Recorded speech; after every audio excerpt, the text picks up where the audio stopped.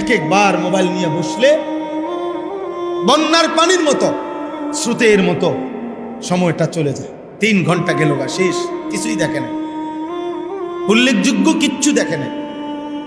4 ঘন্টা নাই, 7 ঘন্টা নাই, শুইতে পড়ছে, ফজরে ভোর হয়ে গেছে, রাতের 5 ঘন্টা হয়তো মোবাইল দেখছে। কি দেখছে আব্বা? জিজ্ঞাসা করো, বাবা কি দেখছো, কি উপার্জন হইল, কি অর্জন হইল? নারী যে দেখছো, সেই নারীরও তো ভোগ করতে পারলা না, বিয়েও তো করতে পারলা না, নর্তকিরি দিয়া কিছুই তো করতেই পারলা না। শুধু চোখের দেখা দেখে শরীরটাও নষ্ট করলা, যৌবনের সক্ষমতাটাও নষ্ট করলা, সম্পদও নষ্ট করলা, আখেরাতটাও জাহান্নাম নষ্ট বরবাদ করলা। অর্জন কি?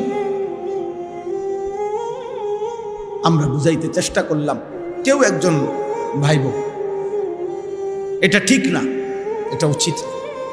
মোবাইলের এই আসক্তি, এই অসভ্যতা, বেঈমান, এটার মধ্যে জাদুর মতো, মন্ত্রের মতো কিছু দিয়ে দিছে মনে হয়, যেন এটা যেন জিনে নিয়ন্ত্রণ করে, এটা যেন ভূতে নিয়ন্ত্রণ করে, এটার মধ্যে কোনো মন্ত্র আছে, কোনো তাবিজ আছে।